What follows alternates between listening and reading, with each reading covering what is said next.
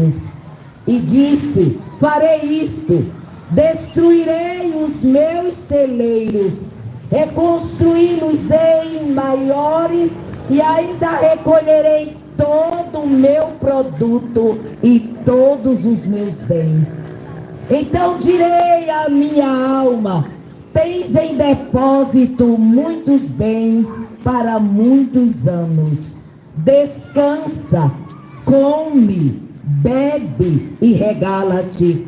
Mas Deus me disse: louco, esta noite te pedirão a tua alma, e o que tens preparado, para quem será?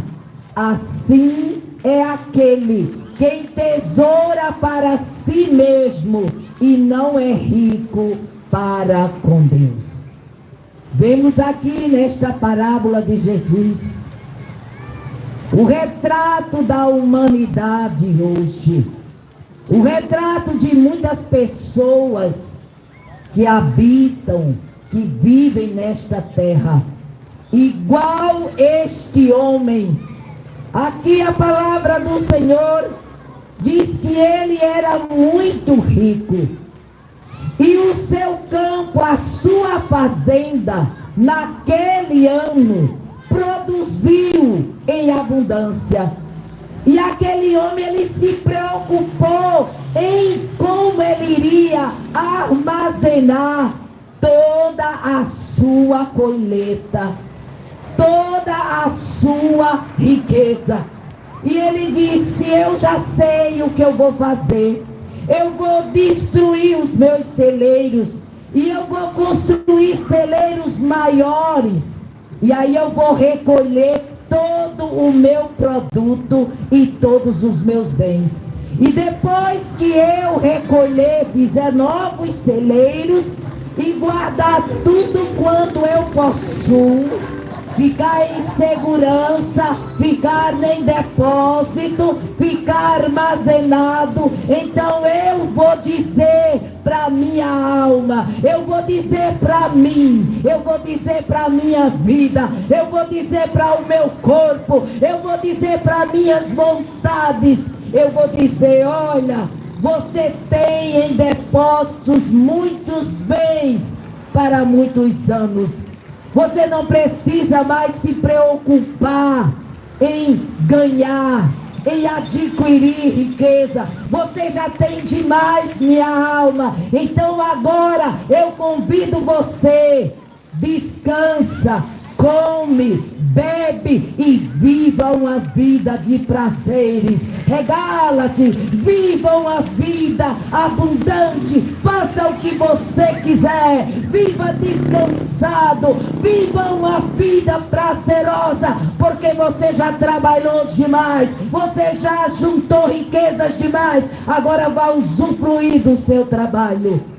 E a palavra de Deus diz que o Senhor Deus, ele disse para aquele homem: louco,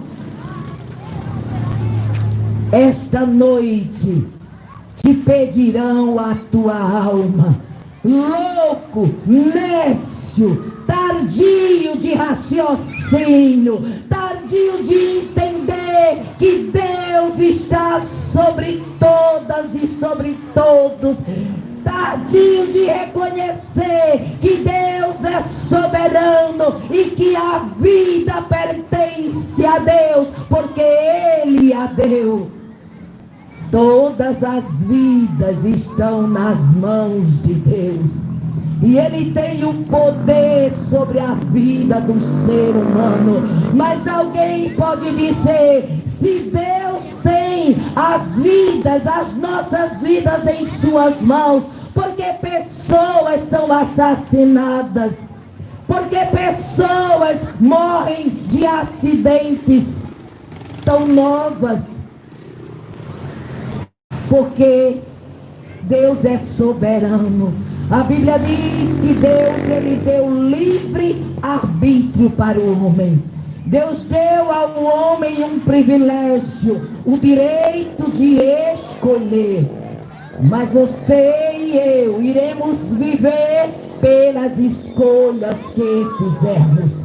Eu não posso transferir a culpa do meu sofrimento, das adversidades que eu passo. Eu não posso transferir a responsabilidade para Deus, porque eu fiz escolhas na vida e eu vou viver, eu vou colher das escolhas que eu fiz. Os frutos virão. Se eu fiz escolhas boas, eu vou colher bons frutos.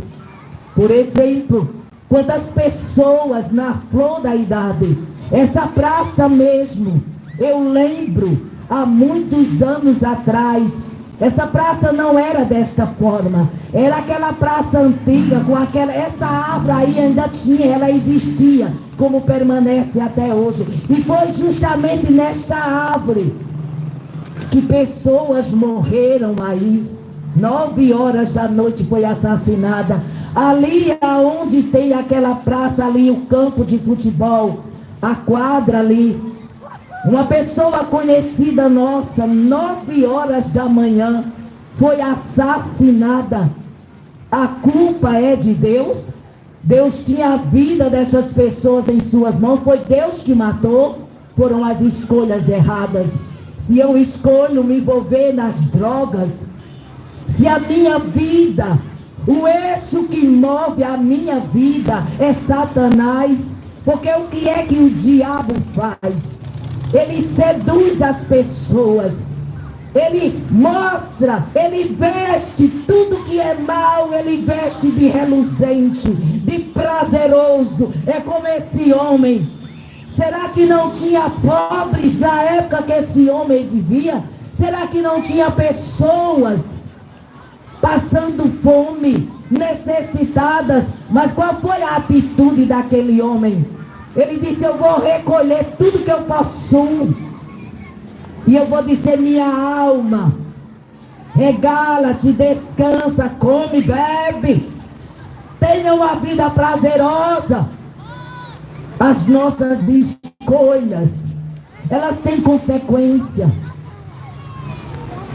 Você pode dizer: mas essas pessoas, Deus não amava essas pessoas. Deus amava, Deus ama toda a humanidade que Ele criou. Mas veja, vou dar um exemplo para você.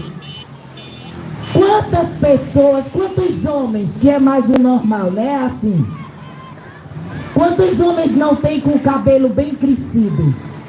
Quantos homens os cabelos não são bem grandes? E por que estes homens, os cabelos deles são grandes? É porque não tem salão para eles cortar o cabelo? Porque tem homens que a barba é bem grande, eles não tiram a barba? É porque não tem barbearia para eles se barbearem? É, não tem, mas eles não vão para o salão cortar o cabelo, não vão para o salão fazer a barba, não é verdade? Eles não vão. Aí a culpa de quem é? É do barbeiro que não corta ou da pessoa que não vai? Se uma pessoa ela está doente, mas ela fica em casa e ela morre sem remédio, ela morre sem uma assistência médica, porque ela não quis ir para um hospital, de quem é a culpa? É dos médicos? De quem é a culpa? É da Secretaria da Saúde? A culpa é da pessoa que não quis procurar a medicina. A mesma coisa, Deus ama a humanidade. Não existe uma pessoa neste mundo, por mais perversa que ela seja, que Deus não ame. Deus ama, mas para ela receber as bênçãos, para ela receber e ela ter a proteção de Deus, ela precisa ir a Deus. A Bíblia no Evangelho de Mateus, no capítulo 10, versículos 32 e 33, está escrito: o próprio Jesus falando: aquele que me confessar diante dos homens, eu o confessarei diante do meu Pai que está nos céus. Mas aquele que me negar, eu o negarei.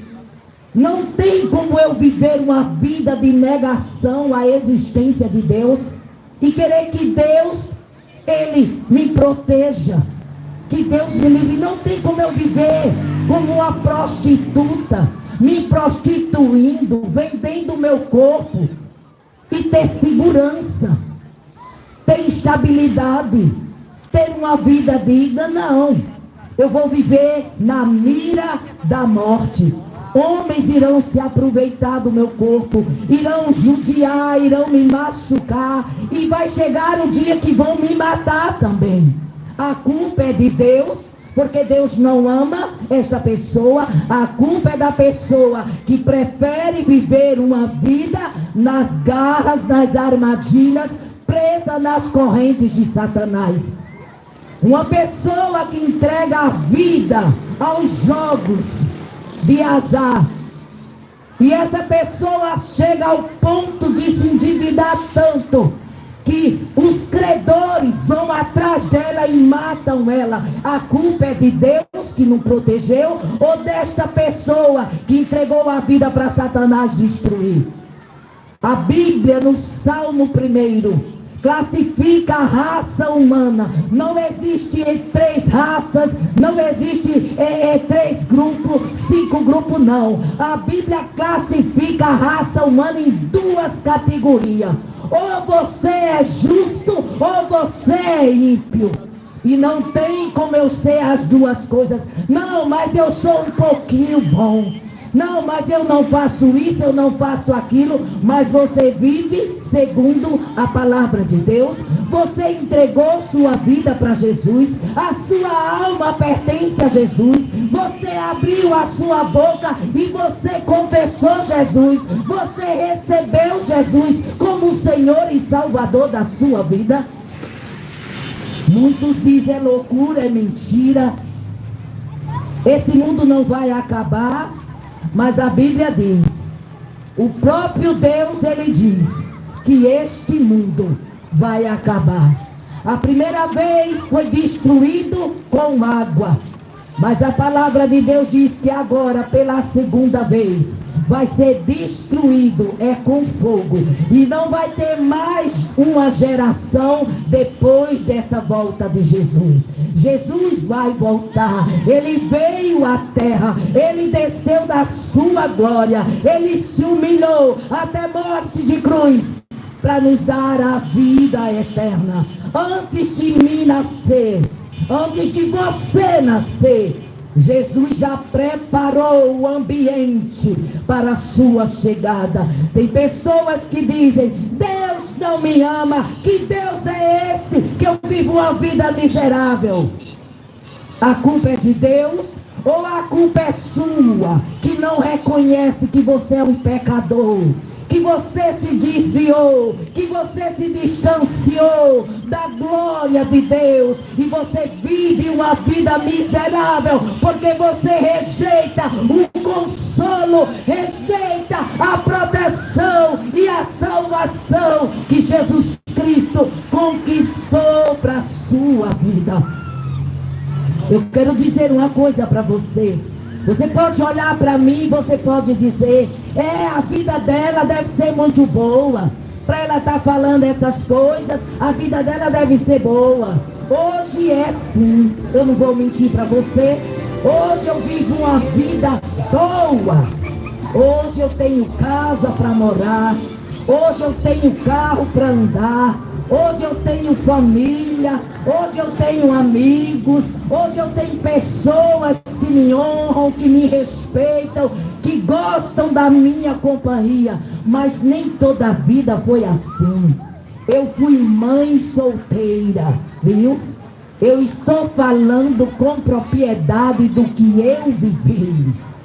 Eu fui mãe solteira. Tudo que eu consegui no mundo foi uma vida miserável. Eu queria viver como este homem. Minha alma, viva, ninguém manda em você. Viva como você quiser, da maneira que você achar melhor. Mas é um engano. E tem mais. A palavra de Deus diz, louco, se hoje Deus pedir a sua alma, o que você fez até hoje, para quem vai ficar? Me diga. Vemos hoje um culto, uma idolatria ao corpo. Eu não estou condenando pessoas frequentaram academia para se exercitar, pessoas fazer caminhada para se exercitar. Isso é louvável. Claro que é maravilhoso você cuidar do seu corpo, porque a Bíblia diz que o nosso corpo é templo e morada do Espírito Santo de Deus. Então ele tem que ser cuidado. Mas existem pessoas que são idólatras do próprio corpo. E quantas pessoas aí, malhadonas, personal trainer, sendo assassinadas, se suicidando, matando e morrendo. Porque de que adianta? Eu posso, eu faço, eu sou, você e eu não somos nada. A Bíblia diz que a nossa vida é como fumaça. Ela aparece e logo ela vai se desvanecer. Por isso que a palavra do Senhor diz: filhinho, não chama você de prostituta, não chama você de drogado, não chama você de bêbado, de alcoólatra, não chama de prostituta, de sem vergonha, de ladrão, não chama. Deus diz: filhinho, quando ouvirdes, quando você tiver conhecimento da minha vontade para você, dê ouvidos à minha voz. Atente para mim, porque mesmo Deus te amando, mas Ele só pode salvar a sua alma se você vier para Ele. No dia que eu entendi que eu só tinha futuro na presença de Deus, eu entreguei minha vida para Jesus.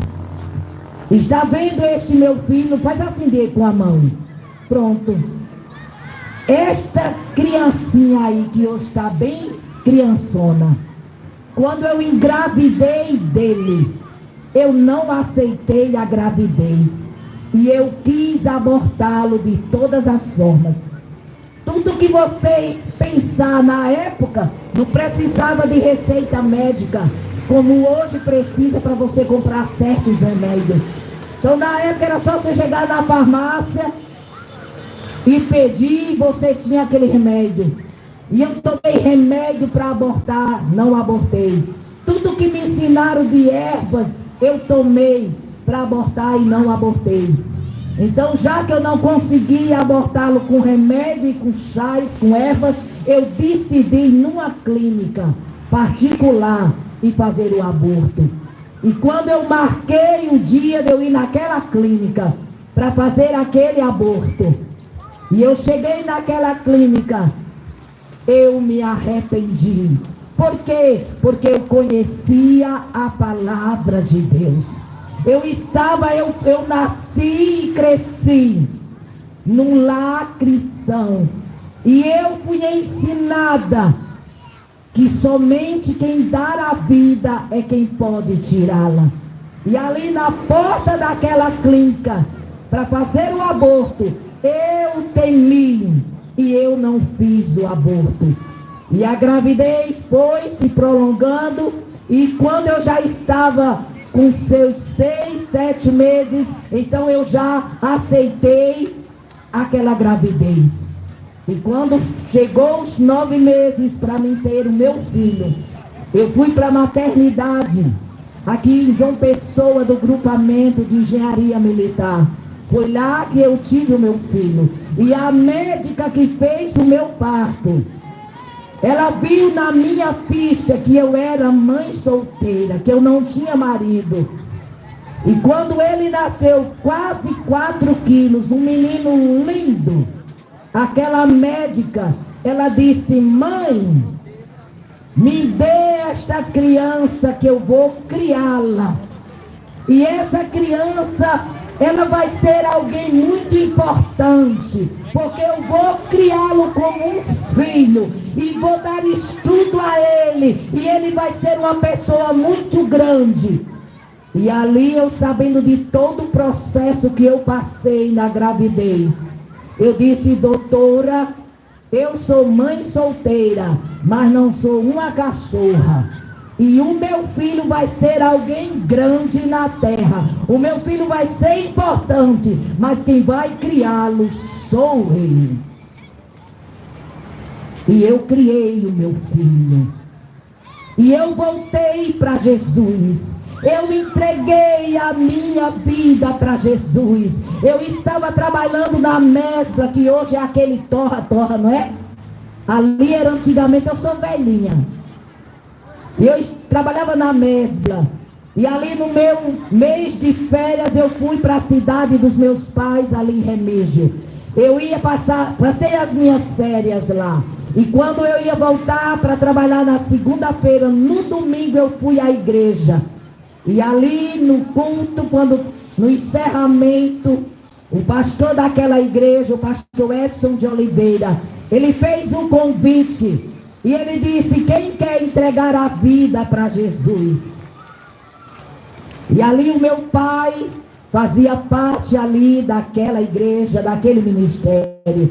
E o meu pai saiu do lugar dele, veio até onde eu estava e disse: minha filha, entregue a sua vida para Jesus. E ali eu me levantei e eu disse no meu coração, eu disse: Deus, eu já fui longe demais contigo. Eu sei que o Senhor não me quer para nada, porque eu não vou servir para nada no teu reino. Mas eu só vou ali por causa do respeito para o meu pai não passar vergonha, porque ele veio me buscar e eu não ia. Então eu fui. Mas quando eu cheguei ali diante do altar, eu mudei o pensamento. E ali eu fiz um voto a Deus. E eu disse: Deus, se o Senhor ver algo bom em mim, se o Senhor me ama, se o Senhor tem um projeto, tem uma esperança e tem um futuro para mim, então, Senhor, mude a minha história. Escreva para mim uma história de vitória, uma história de triunfo. Eu disse: Deus, se o Senhor me ama e me aceita como sua filha, eu quero que o Senhor tire tudo que eu tenho até hoje, como prova que o Senhor está me ouvindo. A única coisa que eu quero que o Senhor deixe na minha vida são os meus filhos, que era esse aqui e o outro que hoje mora nos Estados Unidos. E assim Deus fez. Eu entreguei minha vida para Jesus ali na cidade de Remígio. Voltei para João Pessoa para o meu trabalho. E ali Jesus foi mudando a minha vida.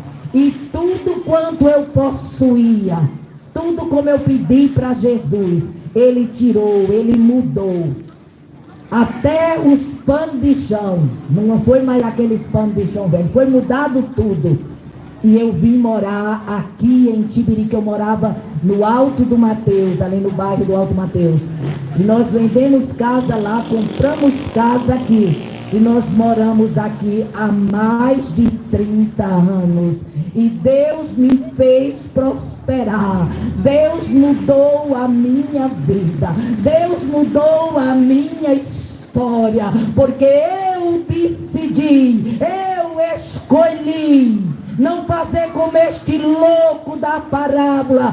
Vá, Joanice, viver sua vida. Vá, Joanice, prostituir. Vá, Joanice, viver como você quer. Não, eu prefiro andar nas regras de Deus, mas eu ser abençoada, eu ter uma vida de alegria, eu deito e acordo feliz. Quando chega a enfermidade, Deus me cura, Deus me dá condição, vou para médico particular, faço cirurgia, todos os tratamentos, porque Deus tem guardado a minha vida. E é o que eu estou te falando nesta noite. Não faça como o louco da parábola. Não pense que você tem poder e autoridade sobre a sua vida. Não pense disse que você vai sair daqui sem Jesus e vai viver uma vida de gozo na eternidade. A Bíblia diz, Salmo 1,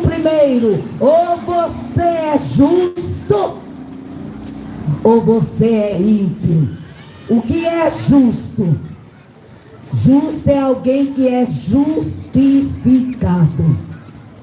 É Deus olhar para aquela pessoa, saber tudo que ela cometeu, tudo que ela fez, e Deus dizer, como você se arrependeu, como você entregou sua vida para mim, eu justifico você. As pessoas podem olhar para mim e dizer, é uma ex-mãe solteira. Mas Deus olha para mim e diz, é minha serva, é minha filha, é meu instrumento, é alguém que eu amo, é menina dos meus olhos, é propriedade particular, é geração eleita, é jardim fechado, é jardim regado, porque Deus, Ele não leva em conta o tempo da ignorância. Você pode ser o pior cafajeste, você pode ser a pior prostituta, frequentar o meritício, mas no dia que você entregar a sua vida para Jesus, e você dizer, Jesus me limpa e mude a minha história, as outras pessoas podem jogar o seu passado na sua cara, mas Deus, Ele vai te chamar, é minha filha, é meu filho. Deus nunca vai tratar você por ex-prostituta, ex-assassino, ex-drogado. Não. Há um tempo atrás, alguns anos atrás, eu fui visitar ali no hospital uma irmã que estava doente. E ela estava na UTI. E ali naquele hospital universitário, os quartos, não sei se ainda hoje é assim, mas eram separados por um vidro. E quando eu estava visitando aquela irmã, e eu olhei para o outro quarto pelo vidro, e eu vi um homem ali. E ele estava como se estivesse morto. E me deu vontade de ir visitar aquele homem e orar por ele. E eu saí do quarto da minha amiga e entrei no quarto ali onde estava aquele homem. Eu não percebi que aquele homem estava acorrentado com algemas, preso na sua cama, no seu leito. Mas eu olhei e os olhos dele era como se passassem aquela nata. Ele estava parado. E ali eu disse para ele, eu disse, você está me ouvindo? Você não pode falar, mas você que ele estava com tubo ali na boca, eu disse, se você está me ouvindo, feche os olhos e abra. E ele fechou os olhos e abriu. E eu disse ali para aquele homem, bem novo ele, eu disse, olha, eu não sei o que aconteceu para você estar aqui nesse estado. Eu não sei qual é o seu problema de enfermidade. Eu não sei se você vai sair daqui com vida ou você vai morrer. Eu não sei de nada. Mas uma coisa eu sei, que se você entregar a sua vida para Jesus, independente do que você tenha praticado, Jesus Cristo perdoa os seus pecados. Se você se arrepender agora, se você pedir perdão a Jesus, se você entregar a vida para Jesus, Jesus salva você. E se você viver, você vai viver uma vida diferente. E se você não viver, se você partir, mas você vai viver eternamente na presença de Deus, porque Jesus prometeu que aqueles que entregam a vida para Ele vão viver eternamente com Ele. E eu disse para aquele homem, se você quer aceitar a Jesus, feche os olhos e abra-os novamente. Ele fechou e abriu. E eu orei por aquele homem. Quando eu ia saindo, um policial me barrou na portinha mesmo, na saída da enfermaria daquele homem. E disse assim, senhora, você sabe quem é este homem? Eu disse não, um paciente que está praticamente quase morto. Ele disse: é verdade. A senhora está vendo que ele está algemado? Foi quando eu percebi que ele estava algemado na cama. E o policial disse: olha, esse aí não adianta reza. Não adianta a senhora rezar por ele, não adianta falar de Jesus. Que esse aí, a cadeira dele já está no inferno esperando ele. Porque ele não sai com vida daqui. E eu disse: por que você está dizendo isso? Ele disse: a senhora sabe quem é este homem? Eu digo: não. A senhora assiste os noticiários? Eu digo: assisto. Não todas as vezes. E não sabe quem é? Eu digo: não, não sei. E ele diz: esse homem é aquele do noticiário a semana passada, que ele pegou uma criança na porta da escola, levou para um lugar deserto, estuprou e matou ela afogada.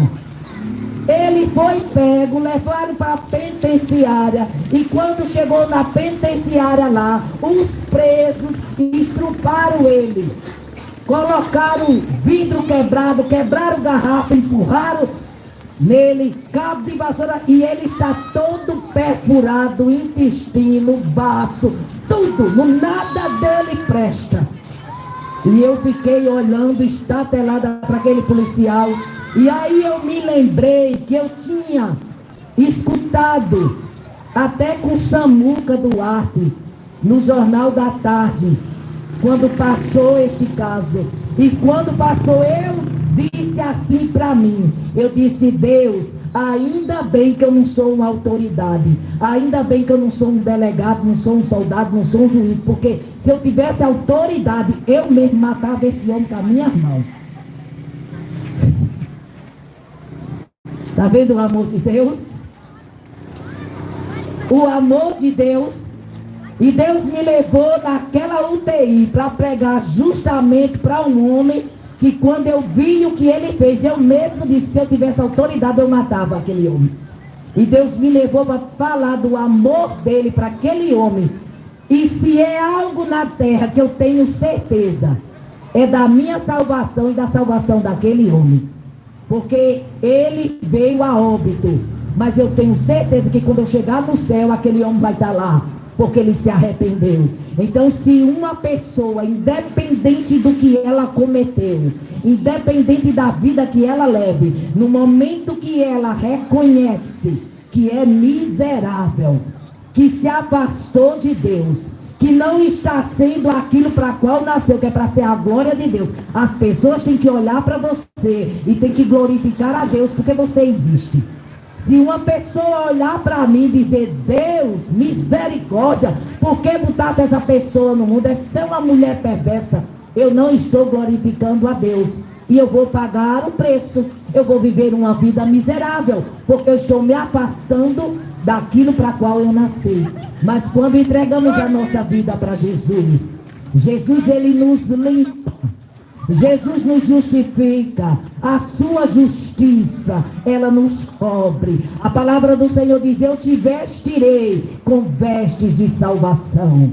Então, não importa quem você é, o que importa é que Jesus tem vestes de salvação para vestir você. Então, aceite a Jesus Cristo como seu único e suficiente Salvador. Amém? E eu agradeço em nome de Jesus. Amém?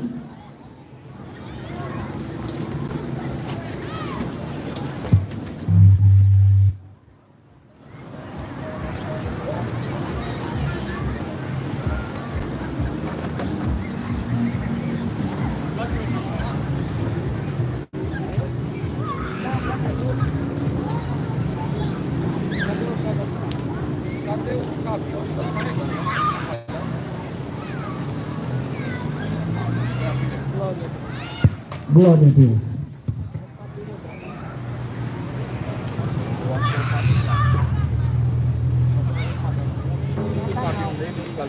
Naquele negocinho vermelho.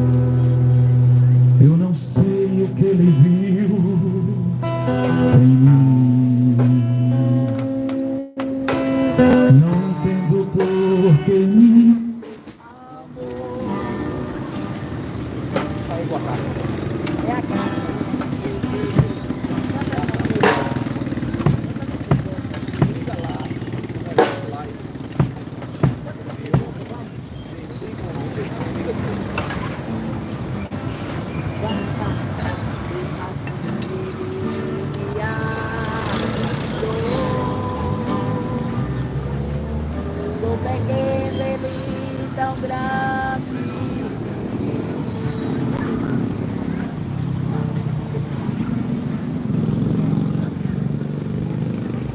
Fica aberto. Eu não sei o que ele viu em mim. Não entendo por que me amou. Eu não sou o que devia ser. Mesmo assim ele me abraçou. Pequeno ele tão grande é. Sou tão falho, mas ele é fiel. O que eu deveria era morrer, mas ele me prometeu o céu.